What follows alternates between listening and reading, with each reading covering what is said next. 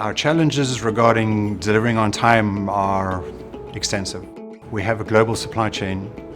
We've got to have an agile supply chain that responds to the interruptions. We've got to be able to win on the ups and win on the downs. We have more than 70,000 suppliers we buy from. We cut more than 2,000 purchase order lines a day in Molex.